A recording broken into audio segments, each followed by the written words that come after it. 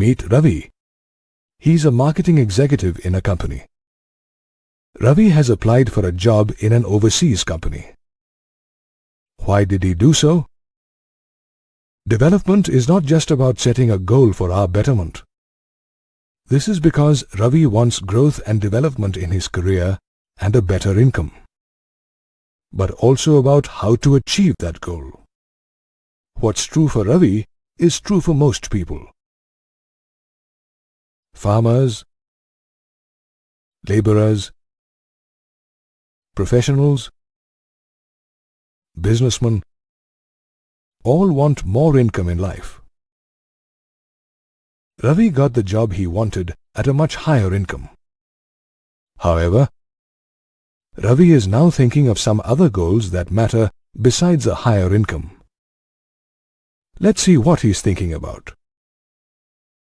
Ravi is now thinking what kind of facilities will be there for his family. Will he be happy without his close friends and colleagues? Will he get equal treatment and security at the new place? Will he get respect and freedom in the new work environment? Will he get opportunities to improve his skills through learning and training?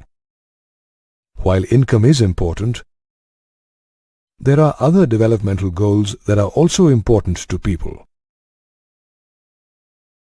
Thus, people have a mix of goals for development. Amongst these developmental goals, income is measurable in terms of money. The other goals are not measurable. The non-measurable developmental goals in life are equally and sometimes even more important than the measurable developmental goals like income.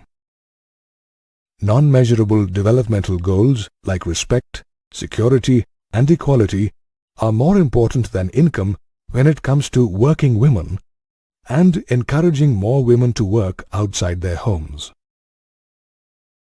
Development is not just about setting a goal for our betterment, but also about how to achieve that goal.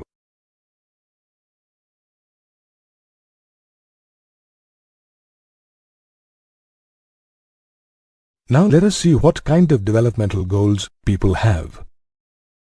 Let us take some examples. For example, a casual laborer may think having more job security is development. A child laborer may wish for education and better nourishment. An urban office employee may think better pay, promotion, and more luxury in life is development.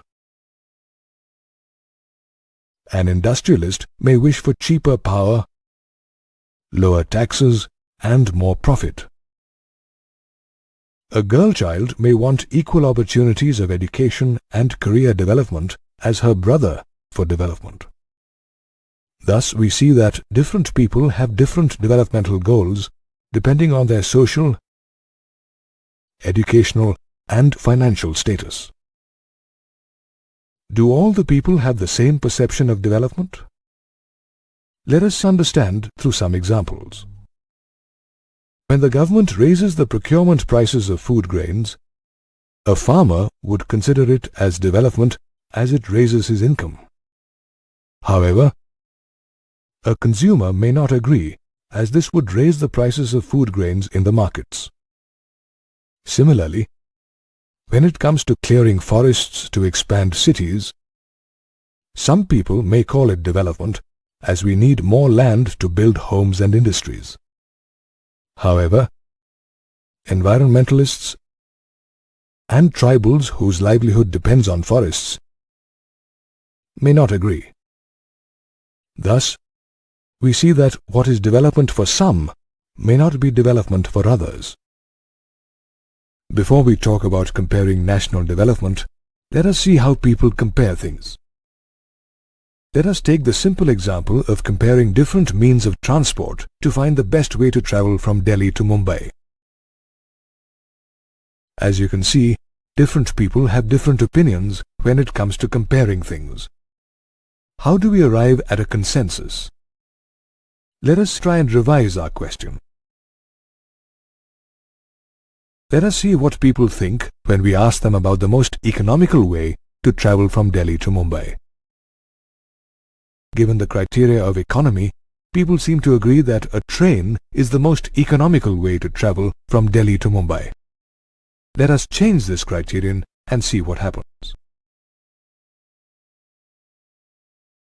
Let us see what people think when we ask them about the fastest way to travel to reach Mumbai from Delhi. Given the criterion of speed, people agree that a flight is the quickest way to travel from Delhi to Mumbai. Thus, we see that it is easier to compare things when we compare them using a particular criterion or characteristic. People also have different opinions when comparing national development in different countries. For example, a person in the USA may think that his country is more developed based on the criteria of wealth and industrialization. However, a person from India may think her country is more developed based on the criteria of ancient traditions and cultural heritage. No criterion is more important than another. However, we need a globally accepted criterion to compare development in different countries. And that criterion is money or national income.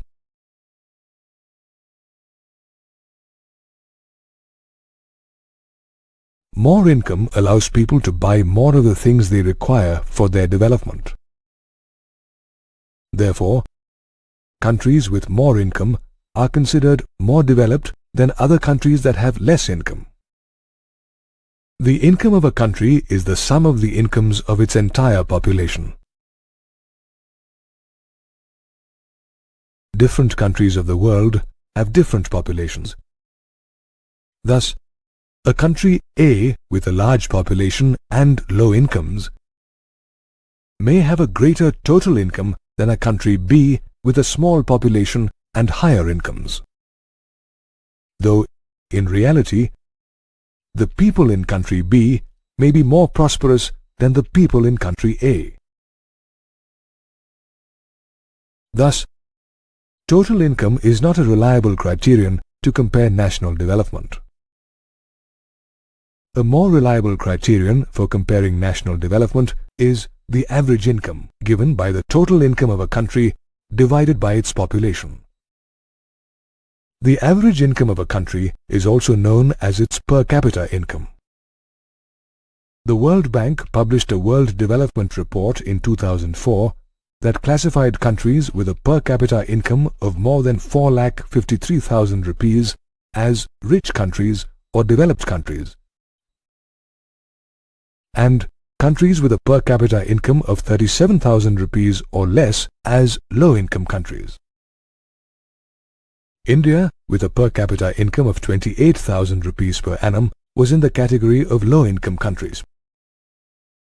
Consider a country A with a population of 5 people who have similar incomes.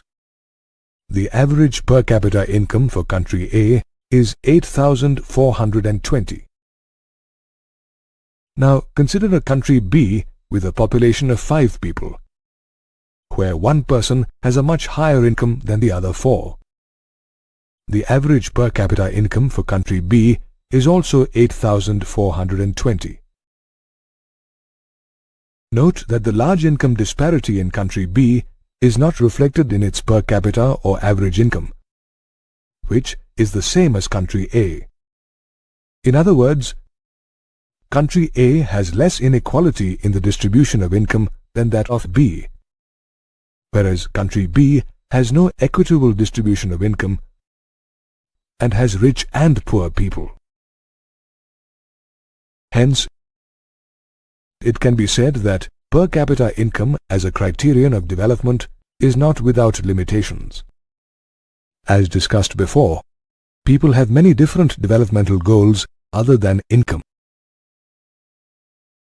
Similarly, several criteria other than per capita income are used to evaluate the economic development in different countries or different states in India. Let's take an example. Here's a graph that shows the per capita income in 3 states of India. Punjab, with the highest per capita income, may be considered the most developed state in this group. Now, let us use some other criteria to compare the development in these states. This graph shows comparative figures of infant mortality rate, or the number of children that die before the age of 1 per 1,000 live births in a year. The infant mortality rate is the lowest in Kerala. This indicates better medical and childcare facilities. Thus, based on this criterion, Kerala appears more developed than Punjab. Next, let us compare the literacy rates, or the percentage of population above the age of 7 that is literate in these states. Kerala has the highest literacy rate. Thus, based on this criterion, it appears more developed than Punjab. Did you know? The district with the highest literacy rate in India is Aizawl in Mizoram, and the district with the lowest literacy rate is Dantewada in the state of Chhattisgarh. Let us also compare the net attendance ratio, or the percentage of children in the age group of 6 to 10 years who attend school in these states. Kerala has the highest net attendance ratio. Thus, based on this criterion also, it appears more developed than Punjab.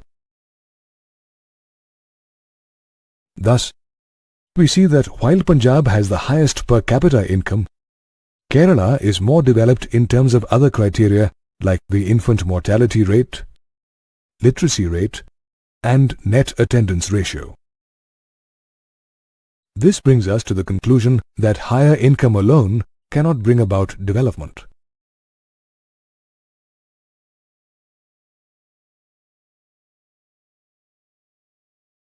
Hence, besides employment opportunities to generate more income, a community also needs public facilities for education and training, affordable healthcare, and provision for adequate food and nutrition for development.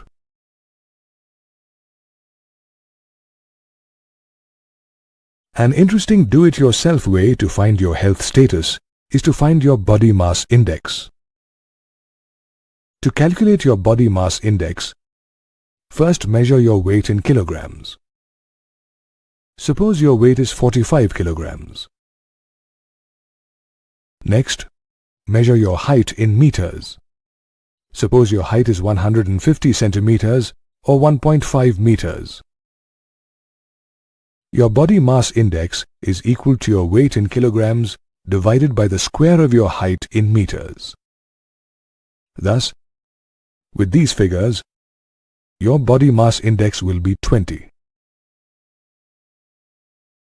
You can find your current health status by referring to the BMI indicator table shown here.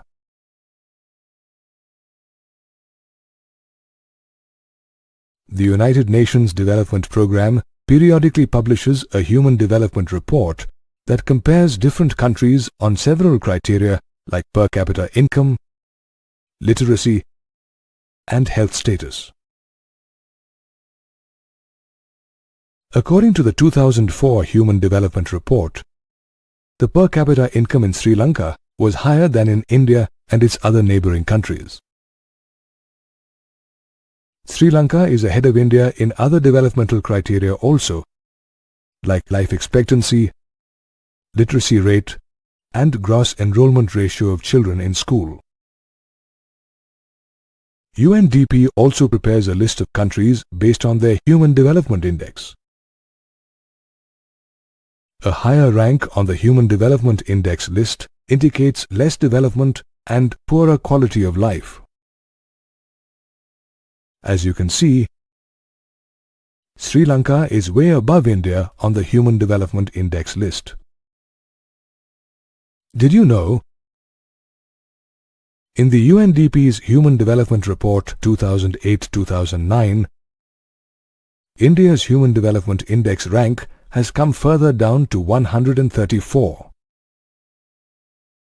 Note that countries like Nepal and Bangladesh, with far less per capita income than India, are not far behind us in life expectancy and gross enrollment ratio.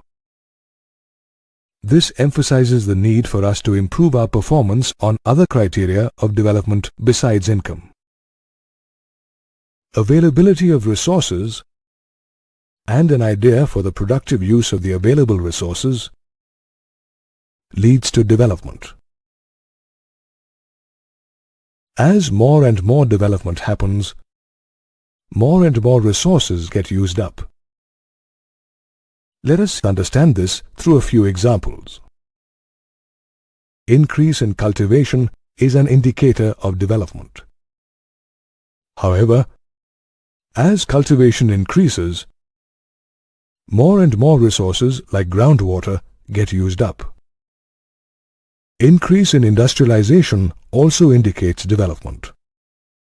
However, increase in the number of industries leads to increased use of natural resources like ores and minerals. Similarly, increase in the number of personal and commercial vehicles is also part of development. However, increase in the number of vehicles is leading to more demand for fuel and thus faster depletion of limited petroleum resources. The resources used for development may be renewable resources like groundwater or non-renewable resources like ores and minerals, including petroleum. We have limited stocks of non-renewable resources that are lost forever once used. The charts here show the available stocks of crude oil and the number of years they will last at their present rate of usage. This brings us to the question, how will we continue with industrial and transport development when we have no minerals and petroleum left? Renewable resources like groundwater get replenished by nature over a period of time. However, if we use groundwater faster than what nature can restore, we run the risk of facing a scarcity of groundwater. Here are some worrisome facts about the overuse of groundwater in India, especially in the agricultural regions of Punjab, Western Uttar Pradesh, and the coastal plains, and rapidly expanding urban areas. Did you know groundwater makes up for more than 95% of all the unfrozen fresh water available on the earth? Thus, if groundwater becomes scarce, there will be a severe shortage of water for our personal, agricultural, and industrial use. If development continues at its present pace, there may be a time in future when we may run out of resources, leading to a situation where no more development will be possible. This is where the concept of sustainability of development comes in. Sustainability of development involves finding ways for continuous development without the risk of running out of resources or causing irreparable damage to the environment. Sustainability of development involves more efficient use of our existing resources, exploration to find fresh reserves of resources, and coming up with innovative ideas and technology to use new resources in place of conventional ones. Sustainability of development is now a global concern because the future of mankind in all regions of the world depends on it.